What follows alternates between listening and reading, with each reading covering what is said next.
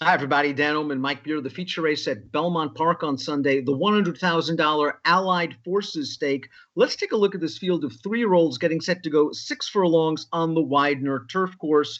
The 5, Release the Thunder, is entered main track only. We've had a lot of rain here on Friday. Hopefully the Allied Forces stakes stays on the turf because we have a big competitive group of three-year-olds getting set to sprint. Uncle Benny's the number 2 in here, Mike, 4-1 on the morning line.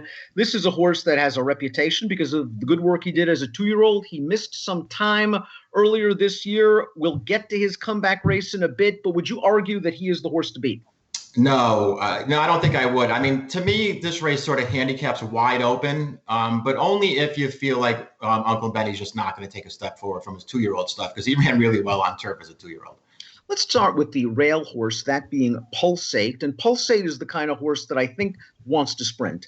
And they tried to run him a mile in the Manila last time out. He was probably just overmatched against a nice horse like Win. But his race 2 starts back in the Paradise Creek. It was a pretty good performance. He's going to need some pace, however. And as we take a look at the Timeform US pace projector, he just might not get it. It's a blue bar scenario. In Timeform US parlance, that means this race favors horses on or near the early lead. And we see Pulsate nowhere near on or near the early lead. Yeah, it's a big problem for him if he can't catch at least a little bit of pace in this race, because he's a one-run closer.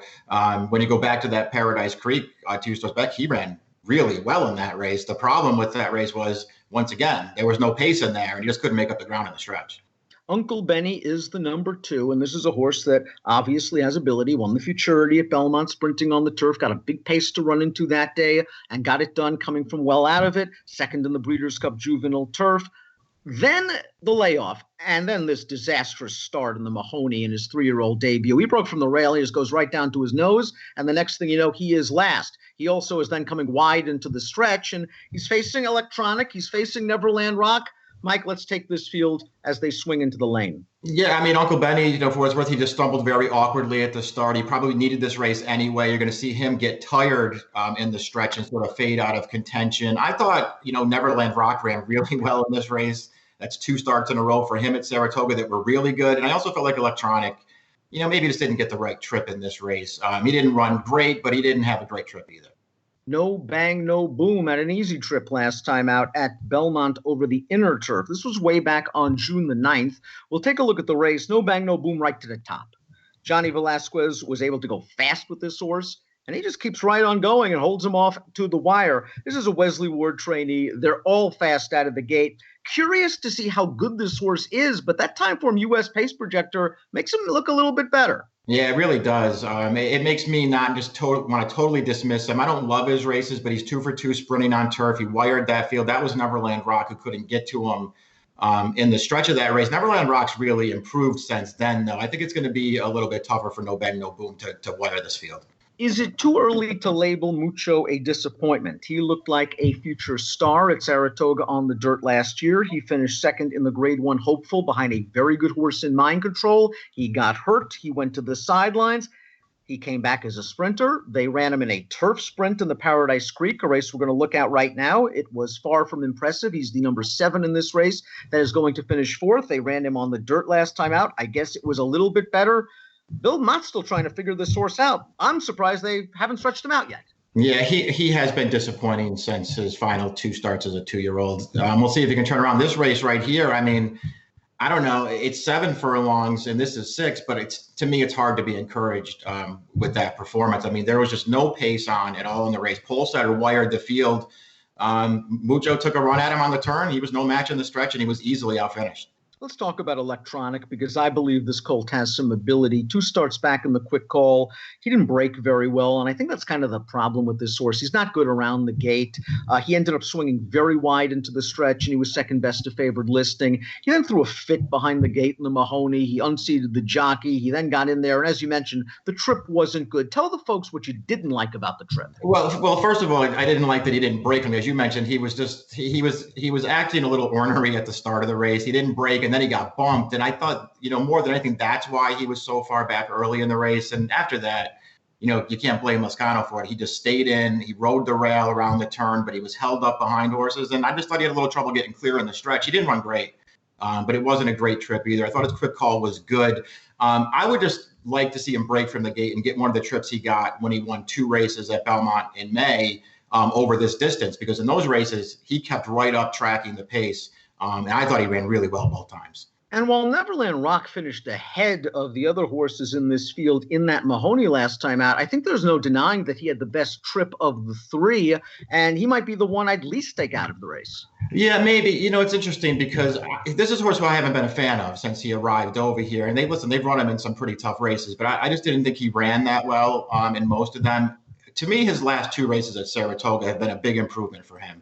Now, I don't know if that's because they were 5.5. I don't know if he just really liked Saratoga. Or what the deal is, but he ran well in those 2 races. If he can carry that form back to Belmont with him, I think he's a contender. I'm just not a huge fan of his. Fresh face out of the maiden ranks, ready for prime time. Another Linda Rice trained runner. This horse really improved with the addition of blinkers last time out. It sharpened this colt's speed. It also helped that they really weren't going that fast on the front end. Let's take a look at that race right now. Ready for prime time, cleared off to the lead, has a big advantage in the stretch, and keeps on going to pay $16 for Linda Rice. Figs in 3 out of the 4 lifetime races, competitive with these horses, maybe ready for prime time is just that. Maybe he is getting good at the right time. Yeah, I think maybe that's certainly the case. He showed some ability early on. His first start for Linda when they sprinted him, I thought they rode him a little conservatively there. They did not ride him conservatively last time. He won easily. I think he fits well in this race. Achilles Warrior makes his turf debut for trainer Mark Henning, a winner at Monmouth 2 starts back. Doesn't get much easier than that. Basically taken in hand in the final 16th of a mile en route to winning with a 90 Beyer speed figure. That race prompted Henning to start him in the Amsterdam. Everybody got dusted by Chancelot in the Amsterdam. Thoughts on the turf pedigree? Entered for turf in the debut last year? No, he was main track only Yes. that day, and he did win that race pretty easily. He's a pretty nice horse, this horse, and he does have speed. I think that's something to consider. We'll see if he shows it on the turf. He did breeze a bullet half-mile on the grass before they left Saratoga, so maybe he likes it. His dam did win on the grass. I don't love his pedigree, but his dam was a turf winner. Another horse trying turf for the first time has at least shown some versatility in his career. That is the outside runner, Chili in Charge, a winner sprinting on synth, a winner routing on dirt in an off-the-turf stakes race at Parks, and last time out took on Mr. Money in the West Virginia Derby. And as with Achilles Warrior, we would draw a line through the Chancelot race. You draw a line through Chili in Charge's last race. It was too tough. I also think 6 might be too short. Yeah, I wonder how short he wants to go. This is a pretty good trainer, though, and he does this seems like a pretty versatile horse, too. I'm not sold on him as a turf sprinter, but he's a little interesting at a big price. Let's take a look at our top selections for the $100,000 Allied Forces Stakes. I like what I saw from Ready for Prime Time's last race. There is not a fast pace expected in this race. I think he can get right on top of the Wesley Ward train runner. I think this one might be better than the Wesley Ward train runner. I think there's a good chance he's in front turning into the lane, and then Linda's going to be running at me with Electronic. Yeah, I will say it's interesting. I put Electronic on top. I'm just hoping he gets a little bit more forward this time and runs one of his good races. I was torn between him and Pulsate. Pulsate just doesn't have any speed, and that sort of turned me off to him. I don't know. We'll see what happens. I went 6-2, 1-7. I'm going to go with the projector in here. I like it Ready for Prime Time. I think No Bang, No Boom, the 3 has a very good chance if this pace is as slow as expected. I am going to go 8-3 in the $100,000 Allied Forces, the feature race at Belmont Park on Sunday with an approximate post of 4:45 Eastern. Best of luck.